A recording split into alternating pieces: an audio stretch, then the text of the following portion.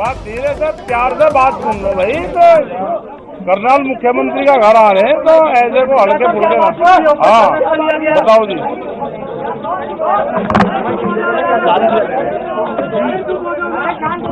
एक मिनट धीरे से सुन लो भाई।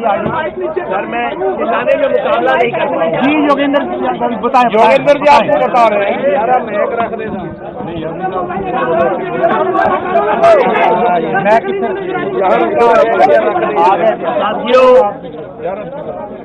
साथियों हमें बहुत अफसोस के साथ कहना पड़ रहा है कि करनाल प्रशासन के जरिए हरियाणा सरकार से हमारी दूसरे दिन की हुई बातचीत भी पूरी तरह से असफल रही है, क्योंकि सरकार की तरफ से जो अड़ियल रवैया था, जो असंवेदनशीलता थी, उसमें रत्ती भर भी परिवर्तन आज नहीं आया। बार बार बात हुई, पहले डीसी और एसपी थे, बाद में कमिश्नर को भी बुलाया गया। हर आधे घंटे बाद ये चंडीगढ़ से बात करते हैं, लेकिन उसके बाद भी बात वहीं की वहीं रहती है। यानी कि किसानों ने जो मांग रखी थी, किसानों की मांग थी कि इन IAS अफसर आयुष सिन्हा पे 307, 302 का मुकदमा दायर होना चाहिए। 307 और 302 तो छोड़ो, सरकार उन पे किसी भी तरह का कोई मुकदमा दर्ज करने के लिए तैयार नहीं है, जबकि सरकार खुद कहती है कि लाठीचार्ज होना और आयुष सिन्हा का बोलना दो अलग अलग जगह की घटना है। तो फिर वहां के लिए, और इसको बाकायदा रिटन कंप्लेंट मिल चुका है, वीडियो एविडेंस मिल चुका है, उसके बावजूद भी वो करने को तैयार नहीं है। और दूसरा, किसानों की मांग थी कि जिस अफसर ने इस किस्म का बेहुदा, इस किस्म का गैर कानूनी आदेश दिया है, उसको सर्विस से बर्खास्त किया जाए। बर्खास्त करना तो छोड़िए, सरकार उनको सस्पेंड करने के लिए भी तैयार नहीं, जिसका मतलब है कि मामला कुछ खास है, जिसका मतलब है कि सीएम सिटी में काम करने वाला IAS अफसर खुद अपनी समझ से काम नहीं कर रहा था, उसके पीछे सीएम का हाथ था।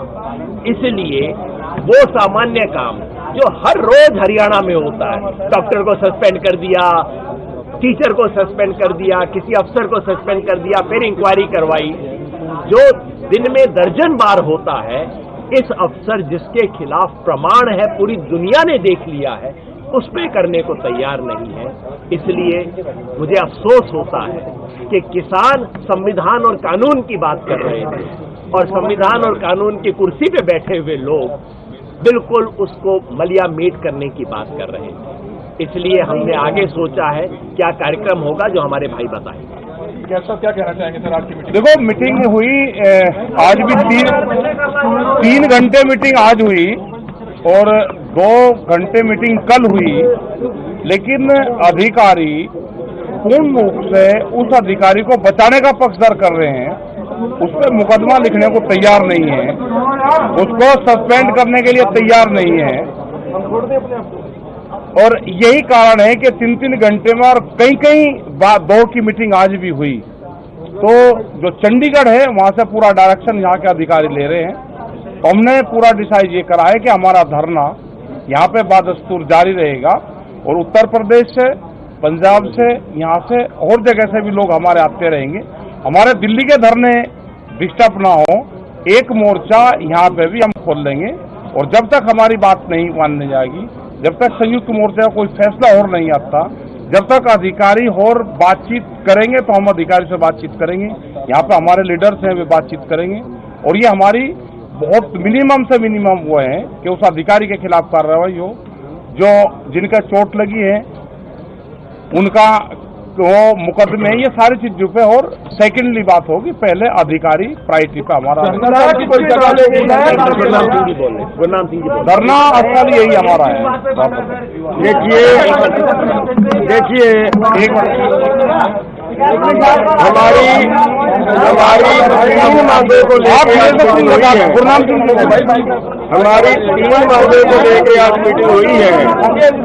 एक मांग थी हमारी कि दोषी अधिकारियों पे मुकदमा दर्ज हो, और दूसरी मांग थी हमारी कि टूटी हुई गाड़ियों का, फटे हुए सिरों का और जो डेथ हो गई है उसका मुआवजा मिले, और तीसरी मांग थी कि जिस भाई की डेथ हुई है उसके एक परिवार के एक मेंबर को नौकरी। अब पहली बात पे ही पेच फंस गया है। पहली बात पे ही जो पहली मांग थी कि दोषी अधिकारियों के ऊपर मुकदमा दर्ज हो, वही बात कल थी और वही बात उसके पहले दिन थी और वही बात आज है कि प्रशासन उसके आगे नहीं सरका। आज कमिश्नर साहब भी मीटिंग में आए थे, लेकिन उनके ऊपर पर्चा दर्ज करने के लिए, उनको सस्पेंड करने के लिए वो नहीं माने हैं, और आखिरकार बातचीत टूट गई है। और बातचीत टूटने के बाद अभी हम अगला जो निर्णय है वो ये तो क्लियर है कि यहाँ पे हमारा जो घेराव है वो पक्का रहेगा, और उसके बाद जो सभी लोग हैं वो अगला जो निर्णय होगा वो सभी की पंचायत से सभी शांतिपूर्ण वो तो ये बताएंगे, अधिकारी बताएंगे। कौन सी बात पे सरकार सहमत हुई? क्या कोई भी किसी भी मांग पे सरकार सहमत नहीं हुई? कुछ उस पर होंगे, पहली फर्स्ट तो यही थी ना, उसके बाद तो सेकेंडली पे नौकरी तो भाई डीसी नौकरी तो किसी को भी मिल सकती है परमानेंट। जगह कोई और लेंगे या धरना स्थल यही रहेगा, धरना स्थल यही रहेगा। जो पार्किंग है उसका जो एक फिजिकल सर्वे करके दुकानदारों को भी कोई दिक्कत ना हो, और उसके बीच में हर चीज का ध्यान रखा जाएगा। बिल्कुल ध्यान रखा जाएगा, आम आदमी का ध्यान रखा जाएगा, सचिवालय काम चलता रहे ना, आम पब्लिक को कोई डिस्टर्ब करे। संख्या भी बहुत, अरे क्या बता संख्या कितनी रहेगी भाई। मीटिंग के लिए अगला समय भी दिया गया है? मीटिंग के लिए अगला समय नहीं कोई है जी। सचिवालय काम होता रहेगा। हमने बंद नहीं किया, सरकार ने बंद किए हुए, हमने सरकार ने बंद कर रखे, यहाँ से पुलिस ने बंद कर रखे। अपना काम आए, लोग आए, उनको कोई दिक्कत यहाँ पे नहीं है, अपना काम करें। कोई जाम हरियाणा नहीं अभी कोई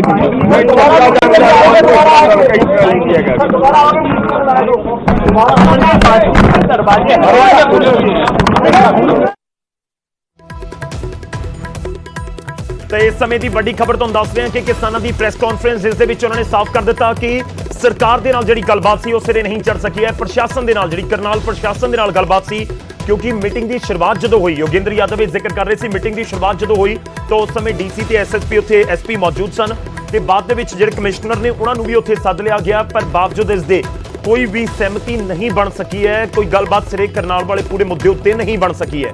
ਤੁਹਾਨੂੰ ਦੱਸ ਦਈਏ ਕਿ ਇਹ ਵੀ ਕਿਸਾਨ ਜਥੇਬੰਦੀਆਂ ਦੇ ਆਗੂ ਦਾਅਵਾ ਕਰ ਰਹੇ ਨੇ ਕਿ ਤਤਕਾਲੀ ਐਸਡੀਐਮ ਜਿਹੜਾ 28 ਅਗਸਤ ਨੂੰ ਐਸਡੀਐਮ ਸੀ ਉੱਥੇ ਆਯੂਸ਼ ਸਿਨਹਾ, ਉਹਨਾਂ ਦੇ ਖਿਲਾਫ ਅਸੀਂ ਕਾਰਵਾਈ ਦੀ ਮੰਗ ਕਰ ਰਹੇ ਹਾਂ। ਹੋਰ ਵੀ ਮੰਗਾਂ ਨੇ, ਤਾਂ ਪਹਿਲੀ ਮੰਗ ਹੀ ਇਹ ਸੀ ਜਾਂ 307 ਤੇ 302 ਦਾ ਪਰਚਾ ਦਰਜ ਕਰੋ, ਕਾਰਵਾਈ ਕਰੋ, ਤਾਂ ਉਸ ਪੂਰੇ ਮੁੱਦੇ ਉੱਤੇ ਹੀ ਜਿਹੜੀ ਗੱਲ ਉਹ ਸਿਰੇ ਨਹੀਂ ਚੜ ਸਕੀ। ਯਾਨੀ ਕਿ ਕਿਸਾਨ ਆਗੂ ਕਹਿ ਰਹੇ ਨੇ ਕਿ ਕਰਨਾਲ ਪ੍ਰਸ਼ਾਸਨ ਆਪਣੇ ਅਧਿਕਾਰੀ ਦੇ ਉੱਤੇ ਕਾਰਵਾਈ ਕਰਨ ਦੇ ਲਈ ਤਿਆਰ ਨਹੀਂ ਹੈ।